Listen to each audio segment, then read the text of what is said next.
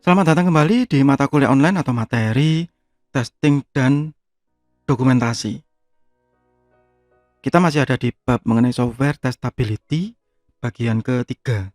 Bagi Anda yang belum melihat video sebelumnya, silakan dicek di playlist. Di bagian pertama dari bab ini, saya menjelaskan mengenai definisi awal dari software testability, kemudian pengertian awal dari heuristik. Kemudian di bagian kedua saya lanjutkan mengenai common phase in testing. Jadi fase-fase umum dalam testing, ada requirement, kemudian sampai dengan ke operation and maintenance. Saya menjelaskan secara sekilas dulu mengenai yang requirement. Kemudian di bagian ini saya lanjutkan lagi ke fase design. Fase desain ya, testing di fase desain ini biasanya dikombinasikan atau digabung dengan testing yang ada di interaksi manusia dan komputer. Testing UI evaluation ya, testing user interface. Yang biasanya banyak yang tidak menyatakan bahwa itu bukan testing sih. Ya, itu evaluasi begitu. Karena hanya melakukan testing di permukaan. Ya, tapi ada juga yang menyatakan bahwa ya itu salah satunya begitu, salah satu bagian ya terserah. Kalau saya lebih berpendapat memang itu salah satu bagian dari testing perangkat lunak juga. Ya. Jadi tidak bisa disingkirkan. Dan analisis dari desain ini meskipun belum jadi, ya meskipun belum jadi, itu kita bisa melakukan checking untuk mengecek konsistensinya. Apakah desainnya, user interface-nya itu sudah sesuai dengan hasil analisisnya. Kalau itu sistem informasi ya saya balik lagi bahwa ini lebih ke arah sistem informasi. Saya tidak membahas jenis perangkat lunak yang lain, misalnya game atau yang lain. Ya, kalau itu nanti di bab yang terpisah ya. Jadi yang ini memang lebih ke arah sistem informasi. Maka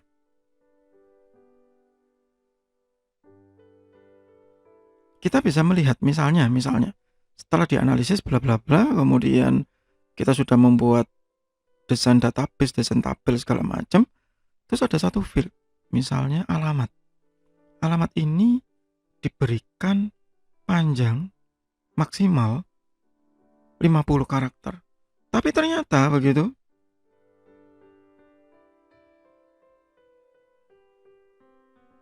di dalam desainnya itu hanya disediakan 10, tidak bisa lebih, langsung mentok gitu. Nah, itu contoh sederhana yang banyak terjadi, ya, yang sangat banyak terjadi. Analysis of design to check whether it is satisfies the requirement.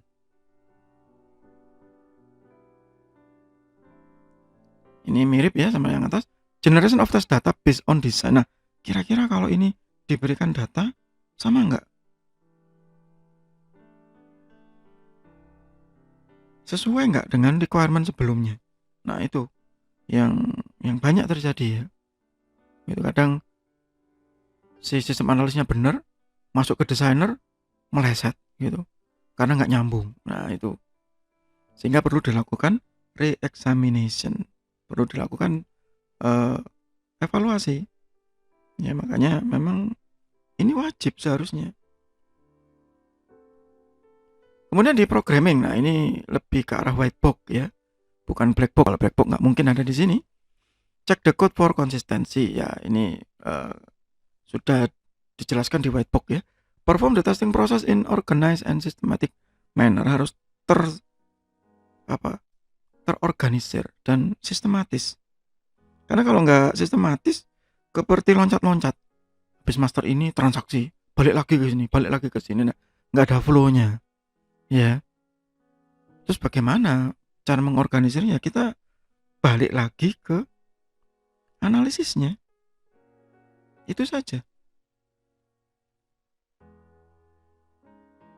Balik lagi saja. Asam college for assistant ya. Kalau nggak ngerti tanya begitu. Karena nggak semua dari kita menjadi Superman gitu ya. Semuanya bisa. Ya kadang di satu titik tertentu kita memang ya sulit sih. Ya, sulit. Kita harus tanya memang. Pagi di zaman seperti ini ya, di internet, ada di Quora, ada di Stack Overflow begitu ya, semuanya banyak kok yang mau menjawab.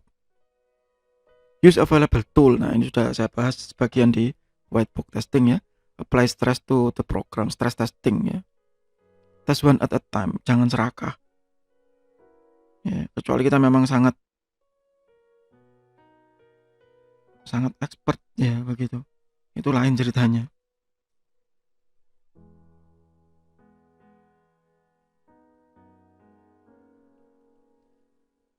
Dan ada batasan when should testing stop.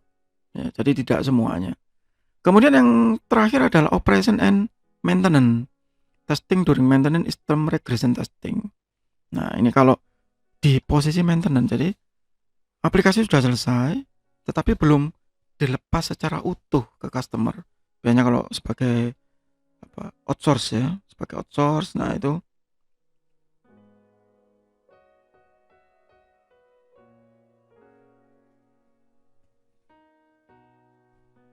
kita dinamakan regression testing. Kalau black box biasanya memang malah sudah lepas ya dari maintenance.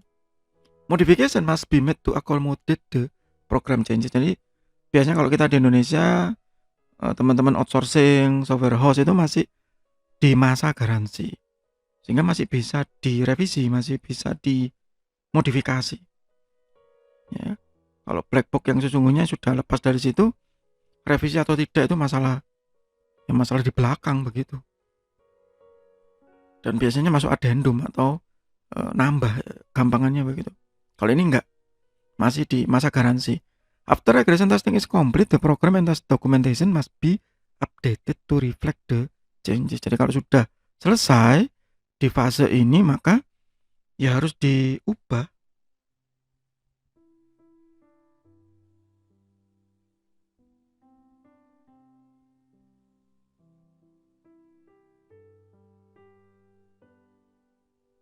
Harus diubah untuk sesuai dengan hasil revisinya yang terakhir begitu.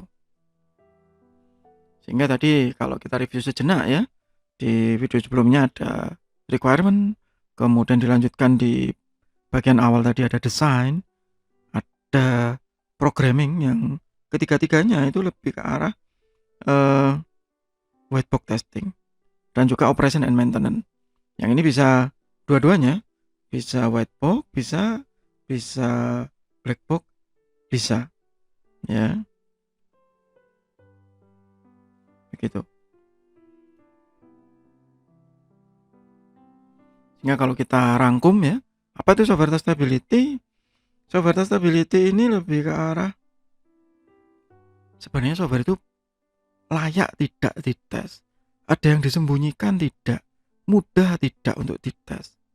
Bagi Anda yang mengikuti kelas saya, ini yang jadi pertimbangan. Ya, ini yang jadi pertimbangan sebelum kita memilih perangkat lunak yang akan dites. Kalau perangkat lunak itu tadi tidak testable begitu ya, ya maka sulit. Nah, kemudian pada saat sudah bisa dites, maka kita harus melihat situasi dan kondisi. Kalau memang terlalu luas, ya terapkan heuristik. Ya, maka terapkan heuristik. Jadi mana yang terlihat visible, mana yang bisa dikontrol. Nah, kemudian kalau sudah seperti itu, maka kita masuk ke fase-fase dari software testing sesuai heuristik tadi. Ya, sesuai heuristik tadi. Misalnya requirement, design, programming, dan maintenance. Dan ingat, di kenyataan di lapangan bahwa kita tidak bisa melakukan testing secara betul-betul utuh, itu sangat jarang ya. Karena ya ada banyak kendala yang saya sebutkan di bagian awal dari mata kuliah online ini. Ada deadline, ada biaya, ada waktu yang terbatas, begitu ada tenaga yang terbatas juga dan expertise ya, keahlian yang juga tidak semuanya mampu untuk melakukan hal tersebut secara menyeluruh. Demikian untuk bab software testability masih di mata kuliah online atau materi testing dan dokumentasi. Semoga bermanfaat, tetap sehat, tetap semangat. Terima kasih.